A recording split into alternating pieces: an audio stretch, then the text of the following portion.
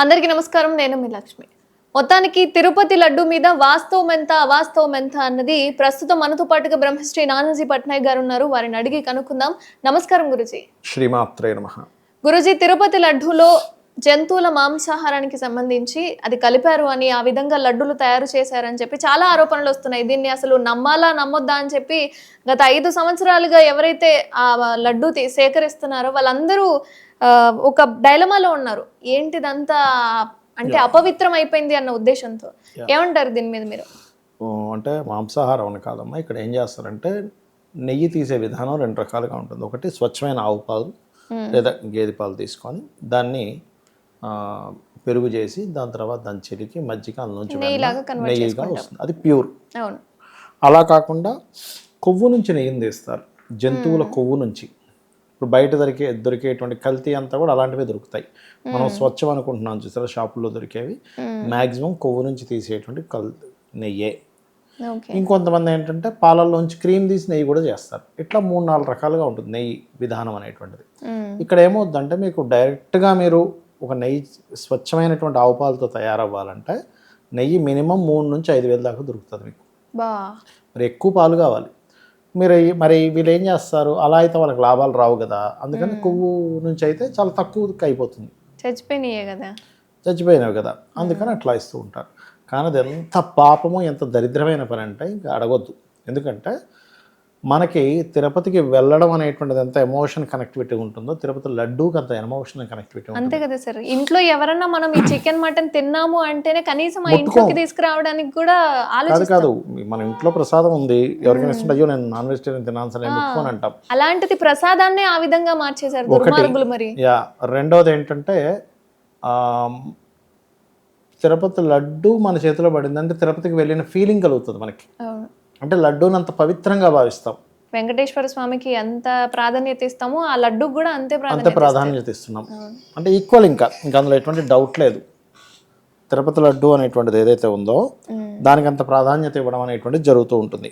Okay, కాబట్టి ఇది మరి మనం అర్థం చేసుకోవాల్సింది ఏంటంటే ఇలాంటివి ఎందుకు జరుగుతున్నాయి అంటే అక్కడ ఉండేటువంటి యాజమాన్యం ఏదైతే ఉందో కంప్లీట్గా ఆ స్పిరిచువల్ రిలేటెడ్కి సంబంధించిన ఆ సనాతన ధర్మానికి సంబంధించిన హైందవ సంబంధించిన వాళ్ళు ఉంటే ఇటువంటి అవకతవకలు జరగవు. ఎప్పుడైతే సరే నాకు కొంత కమిషన్ వస్తుందనో లేకపోతే ఇంకోటనో ఎవరు చూడట్లేదనో, అంటే యాజమాన్యం సరిగ్గా పట్టించుకోకపోయినా అక్కడ ఏదైనా సరే లోపల ఏదైనా గుడుపుటాన్ని ఇలాంటివి జరిగిన ఇటువంటి మార్పులు ఖచ్చితంగా వస్తాయి, అందులో ఎటువంటి సందేహం లేదు. కాబట్టి ఇలాంటి విషయంలో చాలా కఠినమైనటువంటి చర్యలు తీసుకోవాలి. ఎందుకంటే మనుషుల యొక్క ఎమోషన్స్కి సంబంధించినటువంటి విషయం ఇది, దేవుడి యొక్క భక్తికి సంబంధించినటువంటి విషయం ఇది. ఎందుకంటే అమ్మా మనం పైకి వెళ్ళాక కూడా చెప్పులతో నడవం. నేనైతే కొండ కిందనే వదిలేస్తాను చెప్పులు, పైకి కూడా తీసుకెళ్ళను, కిందనే వదిలేస్తాను చెప్పులు, మామూలుగా నడుచుకుని వెళ్తా చెప్పులు లేకుండా. కొన్నిసార్లు అయితే ఇంట్లోనే చెప్పులు వేసుకోకుండా వెళ్ళిపోయిన రోజులు ఉన్నాయి, ఇక్కడ నుంచి హైదరాబాద్ నుంచే. ఓకే, అంటే ఏమిటి ఆ కొండ, ఆ భగవంతుడు, మనం లోపలికి వెళ్ళిన తర్వాత ఎన్నో కోరికలు అనుకున్నా సరే ఆ భగవంతుడిని చూడంగానే అన్నీ మర్చిపోతాం. అంత పవిత్రంగా చూసుకుంటాం, కలియుగ దైవంగా భావిస్తాం. కలియుగ దైవమే ఆయన, ఖచ్చితంగా కలియుగ దైవం, అందులో ఎటువంటి సందేహం లేదు.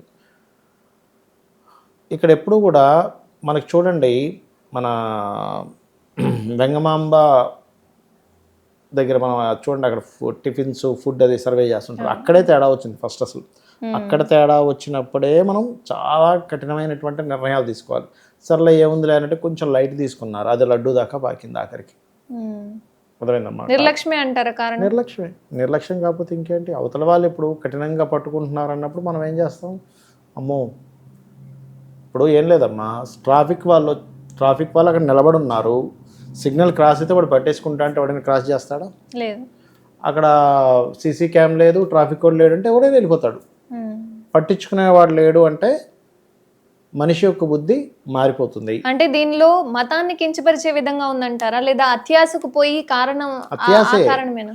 ఇక్కడ ఏంటంటే అత్యాశ, పాయింట్ నెంబర్ 1 అత్యాశ. వాళ్ళకి ఇప్పుడు చూడండి అమ్మా, భగవంతుడు ఇప్పుడు మీరున్నారు, మిమ్మల్ని వెంకటేశ్వర స్వామికి నెయ్యమని అడిగారు, ఎలాంటి నెయ్యి ఇస్తారు మీరు?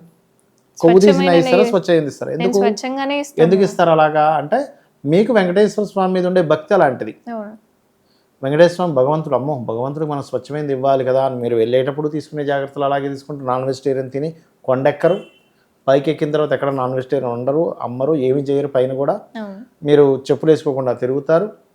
భగవంతుడి ప్రసాదాన్ని కళ్ళకు అద్దుకొని తీసుకుంటారు.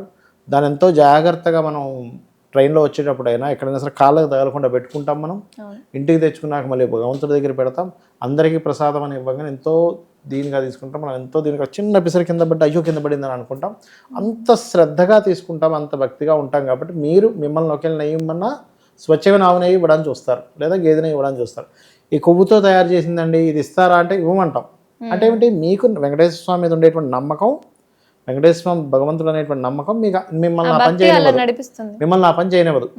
ఎవరైనా అలాంటి నెయ్యి సప్లై చేశారు అంటే వాళ్ళకి వెంకటేశ్వర స్వామి ఒక భగవంతుడని కానీ ఇలాంటి పని భగవత్ సంబంధించిన విషయంలో అందులో ప్రత్యేకంగా ప్రసాద సంబంధించిన విషయంలో అసలు చేయకూడదని కానీ వాళ్ళకి ఆ భావనలు లేవు. అలాంటి భావన లేనటువంటి వాళ్ళకి మీరు గనక ఆర్డర్ ఇచ్చినట్లయితే ఇలాగే ఉంటుంది. ఇక్కడ హిందువా, ముస్లిమా, క్రిస్టియనా, ఏ సిక్కులా కాదు, భగవంతుడి మీద ఎలాంటి భావన ఉంది మనం ఆర్డర్ ఇచ్చిన వ్యక్తికి. ఇప్పుడు రకరకాల వాళ్ళు ఉంటారు, మా రకరకాల ఉద్యోగాల్లోని రకరకాల ఆర్డర్స్ చేసే వాళ్ళు ఉంటారు. ఇప్పుడు ఎన్ని హిందూ దేవాలయాలకు ఎంతమంది రకరకాల వాళ్ళు సప్లై చేస్తుంటారు. మా పువ్వులు కానీ ఫ్లవర్స్ మీరు చూడండి, మనం వద్దంటున్నామా, ఎందుకు అనట్లేదు, అట్లా ఏం లేదు, ఎవరు ఇది. కాబట్టి ఏంటి, అక్కడ మీరు భగవత్ సంబంధించిన చేస్తున్నప్పుడు చాలా జాగ్రత్తగా ఉండాలి. కాబట్టి ఇది మాత్రం వదిలేటువంటి విషయం కాదు, చాలా కఠినమైనటువంటి చర్యలు తీసుకోవాలి. ఎందుకంటే కంప్లీట్గా ఇప్పటివరకు ఎంతమంది అయితే ప్రసాదం తీసుకున్నారో అయ్యో ఇట్లాంటిది జరిగిందని ఎంతమంది బాధపడుతున్నారు.